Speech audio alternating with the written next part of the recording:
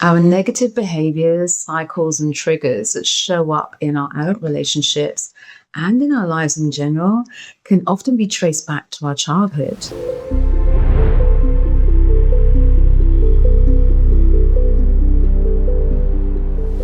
We all have an inner child, and that inner child has both a divine and wounded aspect. And when we finally receive the teachings from those aspects of ourselves, we not only unlock fathomless self-love, we also naturally bring our whole selves into all of our relationships. In fact, healing this part of ourselves may even soften the desire for a relationship, which is what happened with me, because you'll have a capacity to fulfill your own needs.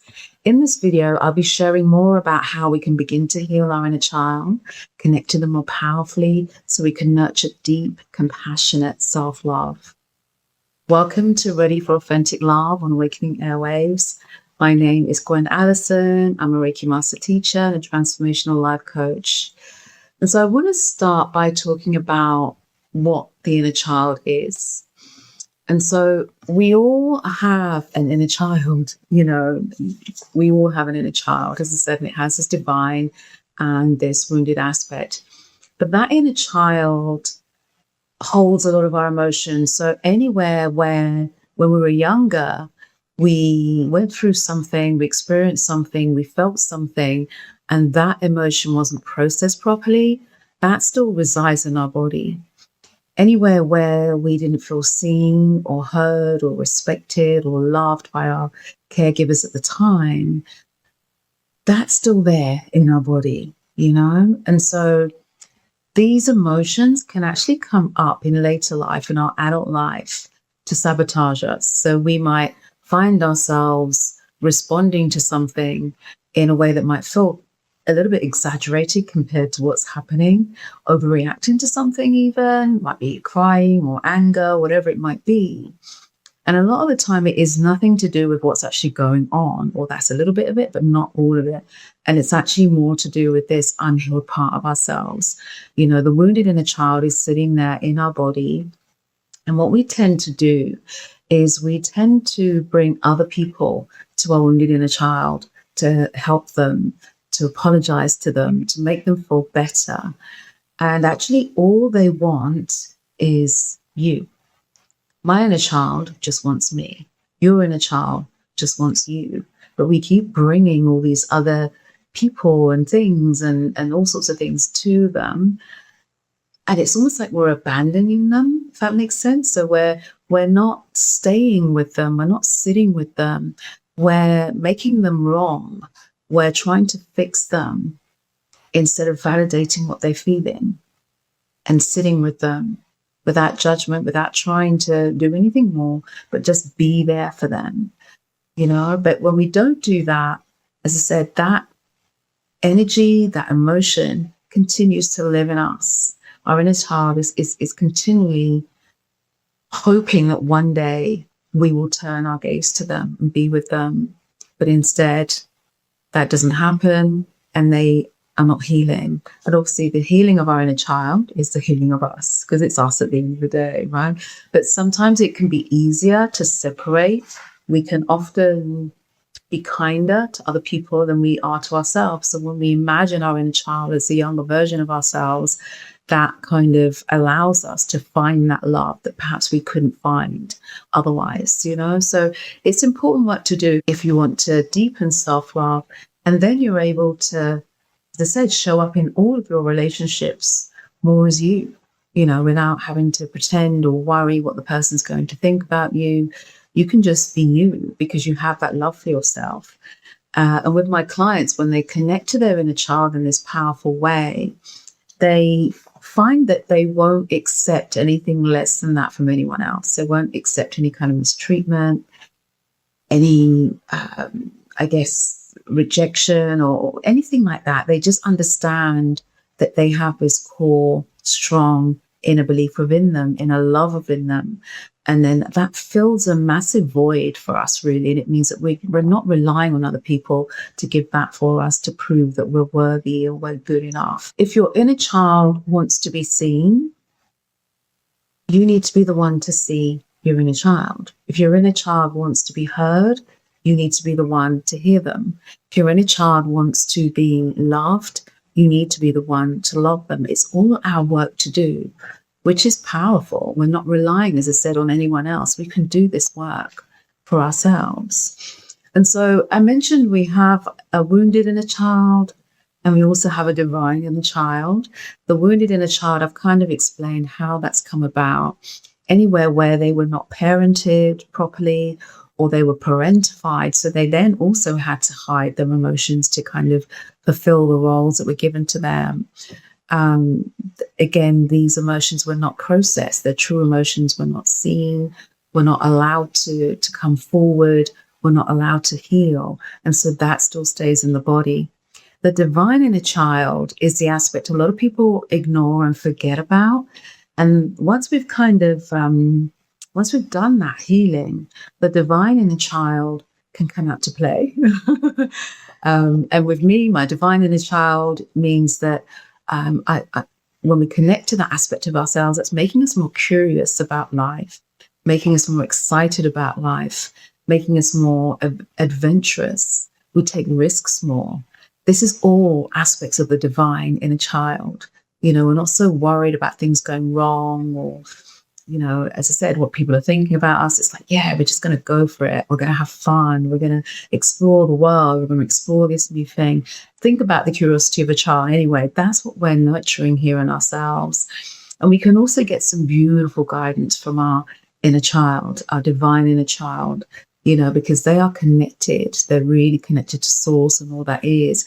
But again, we don't listen to that guidance. So we can get some beautiful insights, knowledge, and answers by connecting to our inner child, which is our truth, that bigger part of ourselves, that divine part of ourselves. You can put it like that. So how can we reparent our inner child? I've just got a few things here to go through. I really love mirror work. I've talked about it before. Mirror work for me, I learned about that from Louise Hay, who's now passed away. But she would look in the mirror and say, I love you. And I talk about that a lot on my other videos as well. It's so powerful, so simple, yet it can be very difficult for people to do because when we look in the mirror initially and we're not used to doing that work, we see all our flaws. We've been told something completely different by other people in our lives, that we're not beautiful, we're not good enough, we're not smart, we're not lovable, all of these things. And so we have to really push through those beliefs and understand that initially when we do this inner work, when we look in the mirror, we look in our eyes, we're looking past our physicality, we're looking at our souls. When we do that initially, it's hard. It's not easy. But the more you do it, as with anything that we do, the more we do that, the more we start to soften to this new idea about ourselves.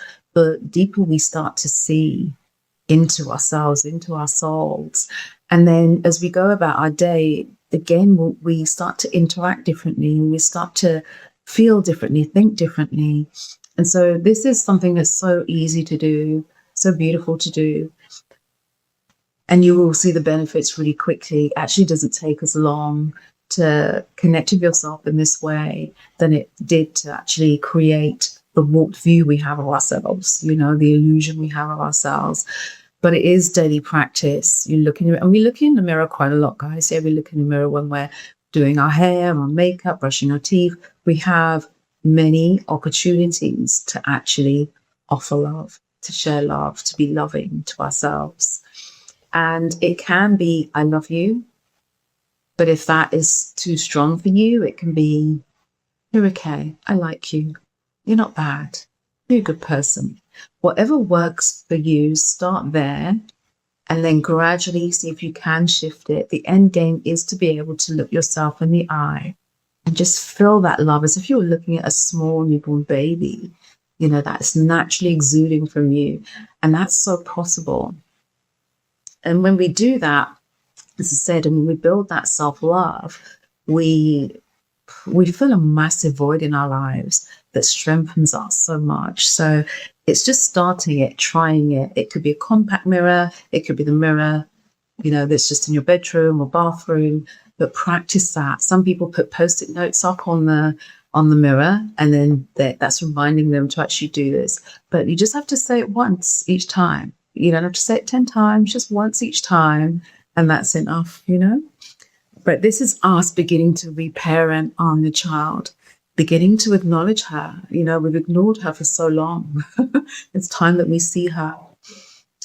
The other thing we can do is write down some affirmations, prepare some affirmations, beautiful things we would want to say to our inner child to encourage her. Again, just as if it were our actual child.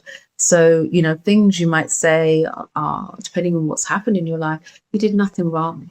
This isn't your fault. You're worthy just as you are. You deserve the best in life.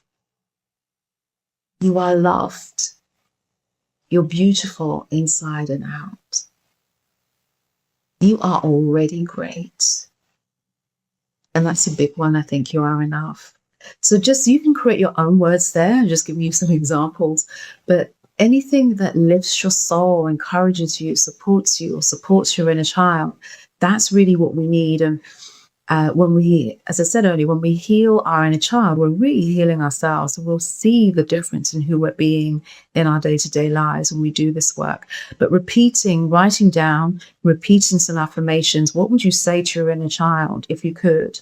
And just creating some words around that you say daily, that make her realize who she really is, the power she already has, and that nothing that's happened to her is her fault. It doesn't take away her goodness. It doesn't take away her beauty. It doesn't take away her lovability, her worthiness. Yeah. We can also bring some Reiki into this. So we can set an intention to connect to Reiki. We can place one hand on our heart. We can place one hand on our sacral, one on our heart, one on our sacral. And we can say those affirmations, or we can look in the mirror. But that's us just being with her. I like to think that our wounded inner child lives in our sacral. This is where a lot of our guilt and shame live and things like that. And what we're doing is bringing her up to our heart space, which is, the divine inner child, where the divine inner child needs to live. So placing our hands on both those points is really powerful. And just saying hello. What I tend to do is at the end of my meditation, at the end of my Reiki, I'll place my hands on my body, on my heart chakra, and I'll just say, I love you to my inner child. And it can be as quick as that. As I said, it doesn't have to be long, but you can say whatever is calling you, to your inner child, which is beautiful. But it means we're not ignoring her anymore. We're not making her wrong. We're not trying to fix her. We're just being with her. So it's so powerful. You can also, if you're attuned to Reiki, you can also send Reiki back to the younger version of yourself down the timeline. Traditionally, we would use one of the third Reiki symbol for that as well. So, which is Hong Shazé Shonen, which helps us make everything present. It's up to you if you want to choose a moment that was quite painful, but I personally would go back to a joyful moment and meet her there and send that love there to her.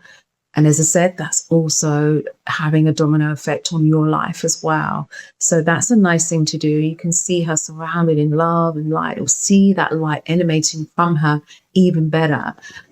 She is light. So that's coming out, or he is light, or they are light. See that light coming from them. So that's something you can do, and 5 minutes, 10 minutes, however you feel, but deliberately setting an intention to heal your inner child with Reiki, sending it down the timeline, whatever age you choose, whatever scenario you choose, it's up to you. But as I said, I would choose something or a time where they're in a good space, and meet them there.